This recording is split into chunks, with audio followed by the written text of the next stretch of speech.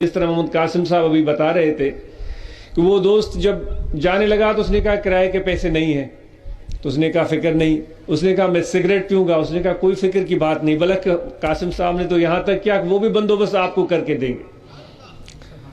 تو یہ ایک اچھی ابتدا تھی اس سفر کی، حیدرآباد تک جانے کی بات کی قاسم صاحب۔ تو ایک آدمی جو کہ علت میں بھی مبتلا ہے، بیمار بھی ہے، گھریلو مسائل یا معاشی مسائل کا بھی شکار ہے، وہ ایسی محفل میں پہنچا، ذکر والوں کے ساتھ بیٹھا تو وہ خود کہتا ہے کہ میری ساری زندگی تبدیل ہو گئی، جو مشکلاتیں تھیں، جو پریشانیاں تھیں، جو مسائل تھے، وہ مجھے چھٹتے ہوئے نظر آئے۔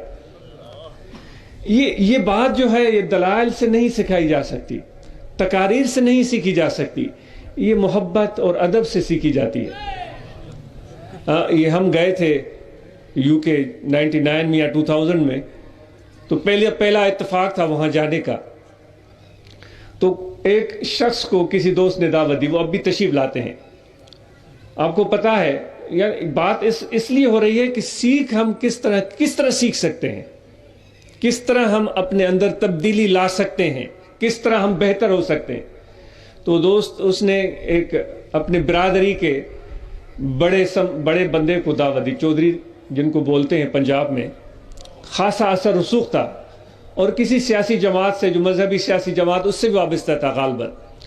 تو اس نے کہا کہ بھائی بڑے یہاں پر لوگ آتے ہیں اور آتے بھی ہیں، یو کے جائیں، اور پیروں کی، مولویوں کی، عالموں کی کمی نہیں، ایک سے بڑھ کر ایک، یعنی کہ پاکستان کی جو کریم ہے، پیروں کی، مولویوں کی، عالموں کی، سب وہاں پہنچی ہوئی ہوتی ہے، اور ماشاءاللہ وہ ایسے ویسے محفلیں، مسجدیں، ساری چیزیں ہو رہی ہوتی ہیں وہاں۔ تو یہ عالم ہے کہ مسجد میں کھڑے ہو کر گفتگو اور تقریر شروع کی جائے تو مجھے وہ واقعہ یاد آتا ہے اکثر و بیشتر میں جو آپ کے سامنے رکھتا ہوں، وہ میرے لیے نصیحت ہے کہ بڑھیا کی کھیت میں اونٹ گھس گیا تھا تو اس نے ٹین بجایا تھا، تو کسی نے کہا کہ بڑھیا اس تمہارے ٹین سے بکریاں تو بھاگ سکتی ہیں، بھیڑیں تو بھاگ سکتی ہیں، چڑیا تو اڑ جائے گی، لیکن یہ اونٹ نہیں جانے والا۔ تو بڑھیا نے پوچھا کیوں نہیں جانے والا؟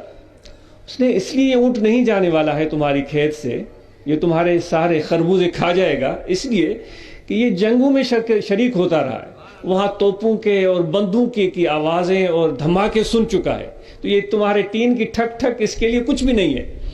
تو صحیح بات ہے، وہاں جب کھڑے ہوتے ہیں، گفتگو کی جاتی ہے تو ہماری جو پیغام یا آواز ہے وہ بڑھیا کی ٹین والی ہوتی ہے۔ کہنے کا مقصد یہ کہ اتنے لوگ وہاں پہنچے ہوئے ہوتے ہیں۔ تو اس نے برملا کہا کہ بھئی مجھے کیوں لے کر جا رہے ہوئے، میں نے بہت سارے دیکھے ہوئے، چندہ ہوتا ہے، آخر میں سوال ہوتا ہے۔ تو اس نے کافی ان کا مکالمہ ہوا، تو اس نے کہا، اس درویش نے، فقیر نے اس کو کہا کہ صحیح آپ ایسا کریں کہ آپ کو فکر ہے کہ وہاں چندہ ہوگا، آپ اپنی جیبیں خالی کر کے آئیے گا، ایک پاؤنڈ بھی اپنے جیب میں یا ایک پینی بھی اپنے جیب میں مت رکھیے گا۔ اس نے کہا بڑی عجیب بات ہے۔ وہ آ گیا، جب وہ آ گیا تو وہاں محفل میں بیٹھا، وہ قاری بھی ہے، پڑھاتا بھی ہے، پڑھتا بھی ہے، سمجھدار بھی ہے، آتا بھی ہے، وہ خود بھی آپ کے سامنے شاید یہ بات بیان کرنے پر آمادہ ہو جائے۔ آج اس کا عالم یہ ہے جب بھی جاتے ہیں تو اس کے آنسو نہیں تھمتے، یہ 1 سال کی بات نہیں، 2 سال کی نہیں، 10 سال ہو گئے ہیں، وہ بیٹھتا ہے تو اس پر گریے کا عالم ہوتا ہے۔ تو اس کی ابتدا جس فقیر نے کی تھی، جو اس کو لے کر آیا تھا، آفرین ہو اس شخص کو، کس طرح اس کو تیار کر کے وہ محفل میں لے آیا تھا اور کس طرح اس کی ذہن سازی اس نے کی تھی، آفرین ہو اس شخص کو۔ جب اس طرح کی تیاری ہو تو پھر محفل میں بیٹھنے کے بعد انسان اپنے اندر تبدیلی بھی محسوس کرتا ہے، ورنہ تو ہر چیز روایتی محسوس ہوتی ہے۔ ہم سمجھیں گے کہ یہاں جو ہے وہ وائز یا خطاب یا تقریر یا کوئی خوش الہانی یا دلیل و دلائل کی بات ہوگی، وہ تو بات ہوتی نہیں۔ جو یہ ذہن بنا کر آئے تو وہ تو مایوسی ہوں گے، نہ خوش الہانی، نہ دلیل، نہ دلائل، نہ جملہ اور کلام اور کلموں سے مرصع گفتگو، تو پھر وہ تو مایوسی ہوں گے، تو ان کو سمجھ میں بات نہیں آئے گی۔ تو جو بھی دوست تبلیغ کر کے اپنے احباب کو یہاں لے کر آتے ہیں، ان کو جب آپ لے کر آتے ہیں، جو پہلی بات آپ ان کے ساتھ ہو رہی ہوتی ہے اس کی بڑی اہمیت ہوتی ہے، اور ان کے ذہن میں یہ بات بٹھا دینا کہ وہاں ملتا کیا ہے، وہاں کیا چیز حاصل ہوتی ہے۔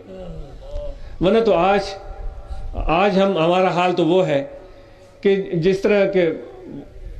جس طرح کیا مثال عرض کی جائے کہ ہم سنار کے پاس چلے جائیں اور اس کو کہیں کہ بھائی ہمیں 1 کلو گوشت چاہیے، تو سنار تو اس کے سوال پر ہنسے گا، بھائی میں سنار ہوں، سونا بیچتا ہوں، میرے پاس گوشت کا کیا کام؟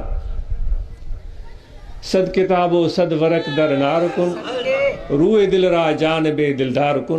وہ رومی کا قول کہ 100 کتابیں اور 100 دلیلیں، ان کو ایک طرف رکھو، ایک ہی کام کرو، اپنے دل کا رخ جو ہے حقیقی یار کی طرف کر دو۔ تو یہ چیز ہمیں سمجھ میں نہیں آتی، کیونکہ یہ ہمارے روح کی ضرورت ہے، ہمارے قلب کی ضرورت ہے، اور ہم اپنے روح اور قلب سے واقف ہی نہیں ہے۔ روح کیا چیز ہوتی ہے، قلب کیا ہوتا ہے، باطن کیا ہوتا ہے، انسانیت کس چیز کا نام ہے۔ ہم سمجھتے ہیں کہ انسانیت بہت بڑا لقب لے لیا جائے، ڈاکٹر کا لاحقہ ہو نام کے ساتھ، بہت ساری دولت ہو، کوئی بڑی کرسی ہو، بہت اچھی PR ہو، بڑا نام ہو، ہم سمجھتے ہیں کہ یہ انسانیت ہے،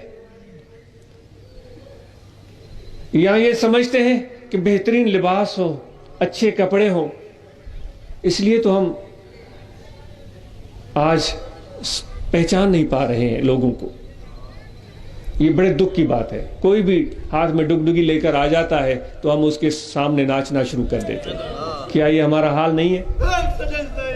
ہر طرف تماشا ہے، اور تماشا جب مداری لگاتا ہے تو بندر ناچتے ہیں، آج ہم ناچتے ہیں۔ یعنی ہم نے اپنے آپ کو کہاں کھڑا کیا ہوا ہے؟ یعنی کوئی عقل یا فہم جو اللہ تعالیٰ نے ہمیں دیا ہے، اور قرآن مجید میں اللہ تعالیٰ بار بار کہتا ہے کہ اے عقل والو، کون کہتا ہے کہ اسلام عقل کی بات نہیں کرتا، جب اللہ تعالیٰ خود عقل کی بات فرما رہا ہے؟ اے عقل والو فاعتبروا یا اولو الابصار، اے عقل والو عبرت پکڑو۔